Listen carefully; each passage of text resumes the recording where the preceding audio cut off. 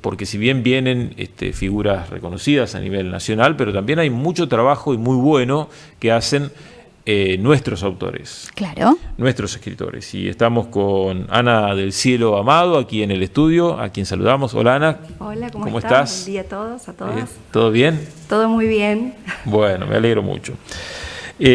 Junto a una compañera que es coautora, digamos, del libro, van a hacer una presentación.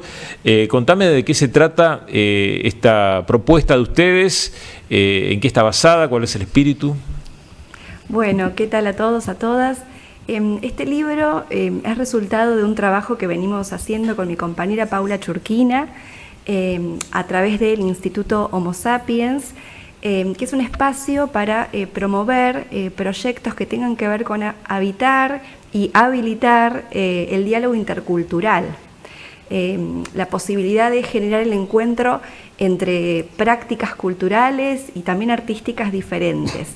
Yo estaría involucrada mucho en la parte de educación y allá por el año 2020, en el marco de la pandemia, empezamos a realizar el contenido de un posible curso sobre problemáticas que tenían que ver con la discriminación, los prejuicios, el racismo.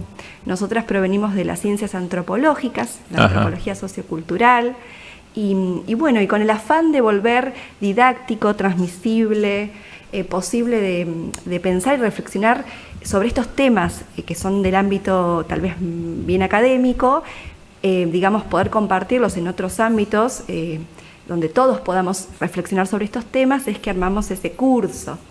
Y con el tiempo pudimos aplicar a un financiamiento del Fondo Nacional de las Artes, participamos en un concurso y fuimos premiadas con este financiamiento para poder, digamos, diseñar, editar este curso en formato de libro. Está bien. El origen de la frontera se llama, y bueno, allí está la coautora Paula Churquina Sorsopoulos. ¿Lo dijo bien? ¿Lo dije bien? Sí. Bien griego, ¿no? Sí, es una mezcla justamente muy intercultural, porque bueno, Churquina es quechua, mira. y Sorsopoulos griego, así está que bien. Bueno. Desde ahí estoy. Bueno, contanos, Paula, cuál es el contenido que tiene El origen de las fronteras y cuál es el objetivo que se propusieron, ¿no? Un poco lo estaba adelantando ya Ana. Bueno, el objetivo es mostrar cómo por qué pensamos como pensamos, ¿no? O sea, que tiene que ver con dónde nacemos, cómo nos criamos, en qué contexto social, ¿no? nos criamos también, y mostrar cómo vemos al otro. Nosotros en la antropología usamos el término, en otras ciencias también, ¿no? La otredad. Es cómo percibimos a la otredad. Y que esa manera de percibir a los demás, que en muchos casos lo vemos como una amenaza, ¿no? Tiene que ver con toda una gama de prejuicios que queremos desarmar desde el sentido común, lo que llamamos el sentido común, cosas que damos por ciertas, como por verdades, que nunca nos cuestionamos. Entonces, el libro tiene ejercicios como para poder pensarnos nosotros mismos, ¿no? A ver si, porque todos decimos no somos racistas, pero de repente nos encontramos haciendo un montón de cosas que pareciera como que sí. Claro, claro, no existe el racismo por ahí, que uno, digamos, el de Estados Unidos, que es hacia la raza negra, por ahí ese específicamente, tal como se plantea, ¿no?, en Estados Unidos esa forma de racismo, pero hay otras manifestaciones seguramente, ¿no? Hay otras manifestaciones y hay distintas maneras de ejercer el racismo en los distintos países o culturas o ciudades también, ¿no? Ahora, bueno, que está muy... Sí, claro, les iba a preguntar eso, porque ahora en este momento hay lo que se llama una campaña anti-argentina después del Mundial, ¿no? Sí, es un donde nos tildan de todo. ¿Somos todo eso que se nos dice, Ana? ¿Qué opinás vos?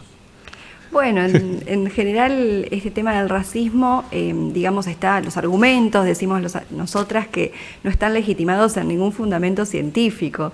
Sí podemos decir que todas las sociedades generan mecanismos racistas, ¿no? Que de alguna manera son dispositivos de control, una manera de poder, digamos, etiquetar o estereotipar a otros en función de una serie de categorías culturales construidas históricamente. Está basado en la raza, que es digamos, un dispositivo también de clasificación que nace allá por el siglo XVIII a través del conocimiento científico, pero que ya fue deslegitimado incluso por la biología a principios del siglo XX. Sin embargo, el discurso racista como ideología persiste por esto mismo, porque se termina configurando en un relato, en un discurso, en una ideología que fomenta estas clasificaciones y ordenamientos jerárquicos entre grupos sociales en función de ciertos criterios o marcadores visibles como el color de la piel. Pero que se ha trasladado a lo cultural también, a las creencias religiosas, a las identidades, concepto también bastante filosófico y polémico, porque nos ancla en esta cuestión, ¿no? de quiénes somos nosotros, y está construido sobre una marcación estereotipada de quién es el otro. Exactamente, sí, y lo podemos ver en cuestiones muy cotidianas en las que por ahí todos incurrimos en algún punto, ¿no? O de alguna manera cuando escuchamos a otro decir eso, lo aceptamos, o sea, no lo discutimos, no lo repudiamos, por ahí no encontramos los argumentos. Estoy hablando en general, ¿no? De la gente en la conversación, cuando se utilizan ese tipo de prejuicios.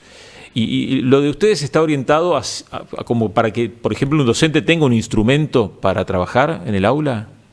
Sí, exactamente. Es un recorrido que está armado para pensar desde esta constitución de los prejuicios hasta llegar a explicar qué es esto del racismo y de las identidades que se activan, y está hecho en un lenguaje y en una serie de diseños que implica que el lector, la lectora, se siente interpelado, ¿no? en pensar sus propios prejuicios.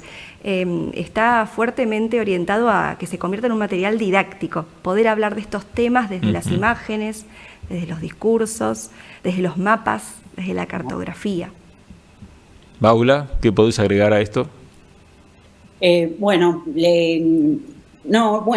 La verdad es que dijo un poquito todo lo que venimos trabajando desde el libro y desde el instituto, que es manejar con lenguaje accesible cuestiones que trabajamos mucho en la academia y que a veces nos llegan, ¿no?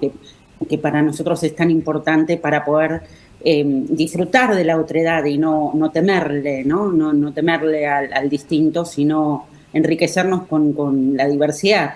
Que está es bien. Un poco a ver, ejemplos en los que los argentinos somos racistas, como para que tomemos conciencia de ello. Se puede, no sé si... Bueno, nosotros tenemos una manera de racismo, de ejercer el racismo que es diferente quizás a los países colonialistas o los grandes países imperialistas como, Estados Unidos o países europeos, ¿no? Que han segregado a personas de origen africano, ¿no? Nosotros tenemos otra manera que es invisibilizar la negritud en Argentina o los orígenes indígenas también, ¿no? Entonces, nosotros decimos que descendemos de europeos y esa es una manera de racismo también, porque es cierto, sí hay mucha inmigración europea, pero la mayoría, justamente con estudios genéticos, descendemos de pueblos indígenas y de población africana que fue traída como esclavos, ¿no? Como personal para mano de obra esclava. Claro. Y de hecho, a principios del siglo XIX, un tercio de la población en Argentina era de origen africano. O sea que eran muchos. Y sin ir más lejos, han participado en las batallas de la independencia, o sea, le debemos mucho a las poblaciones traídas como mano de obra esclava. Y en un proyecto nacional de blanquización de Argentina a fines del siglo XIX, se decidió que, por otros criterios también, porque también había muchísima inmigración y era un lío tremendo, era homogeneizar la población, ¿no?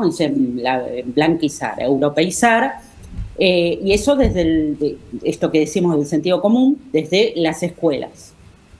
Entonces ya dejaba de haber diversidad cultural para ser todos argentinos, ¿no? Con los pueblos originarios también se ha practicado este racismo, ¿no?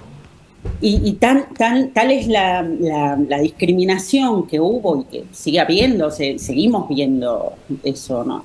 Que muchos descendientes de africanos o de pueblos originarios se blanquizaban estéticamente o las maneras para poder disimular su cultura y sus rasgos incluso. O sea, hay muchos registros, ¿no? de ese tipo. Bueno. Y claro, cuando empezás a verlo te da un poquito de escalofríos. Ahí decís, bueno, a ver, ¿dónde estoy yo en toda esta historia? Exactamente. ¿No? Es un poco tomar conciencia, porque, insisto, como sociedad lo tenemos tan incorporado que es difícil a veces quitarse eso. Incluso muchas veces se hace sin la intención. Y cuando uno toma conciencia es como decís, bueno, ¿en qué falla estoy incurriendo, no? De hecho, en el libro en uno de los ejercicios hay un dibujo de un libro de primer grado que yo hice, que lo tengo, y bueno, era del 12 de octubre, era sobre el día del 12 de octubre. Entonces, el dibujo, bueno, teníamos que llenar unas oraciones, y decía, bueno, los indios eran nómadas, comían frutas y cazaban, o sea, en pasado. Bueno, y tenemos más de 50 pueblos indígenas hoy por hoy, ¿no? O sea, que en el país. Claro, recordemos que acá se celebraba el 12 de octubre como Día de la Raza hasta hace... Día de la Raza. Ya pasaron creo que algunas décadas desde que esto se cambió, pero bueno, no hace tanto tampoco, ¿no? No, claro. En la historia, digo, ¿no? Exacto. Yo para sumar, por ahí también en tono a lo que viene contando Paula, esto es importante que lo trabajemos porque tiene que ver con, digamos, cierta formación que como ciudadano argentino hemos aprendido, como ciudadanos y ciudadanas argentinas hemos aprendido vinculado a este Estado moderno de fines del siglo XIX, que armó un discurso, un relato de la argentinidad, donde obvió o negó, silenció la diversidad. Entonces, claro, nos cuesta salirnos de esa mirada monocultural y específicamente europea. Entonces, bueno, hay mucho de nuestros discursos cotidianos, de cómo nos pensamos a nosotros mismos, que desconoce esa pluralidad. Claro. Y esta es una invitación a poder pensar nuestra identidad común, ¿no? Y poder reparar también, porque no es que ya dejaron de existir estas personas. No, lógico. Sí. Recuerdo un expresidente que mencionó una frase que una vez fue muy polémica, donde justamente reflejaba todo esto, ¿no? ¿Cómo vamos a ser racistas si acá no hay negros? No, era eso. Bueno, les agradezco mucho. ¿Cuándo es la presentación del libro? Y va a ser el día domingo, 9 de agosto, a las 15 horas. Tenemos la información ya en la organización de las expositoras, creo que es en el microcine. Pero más adelante supongo que circulará la grilla oficial. Bueno, Paula, Ana, éxitos, felicitaciones por el trabajo. Muchas gracias. Lo vamos a leer y bueno, seguramente va a ser muy interesante. Gracias. Bueno, muchas gracias. Hasta luego. Bueno, Ana del Cielo Amado y Paula Churquina, el otro apellido, ya me olvidé del otro apellido, Sorsópulos. Les agradecemos muchísimo por su participación. Bueno, Inés. ¿Vamos a abrir los diarios? Vamos a abrir los diarios. 8:19 de la mañana. Para ver cuáles son los principales temas del país y del mundo sería. Sí. Vamos a ver. ¿Aprovechamos a saludar al equipo? Sí, cómo no.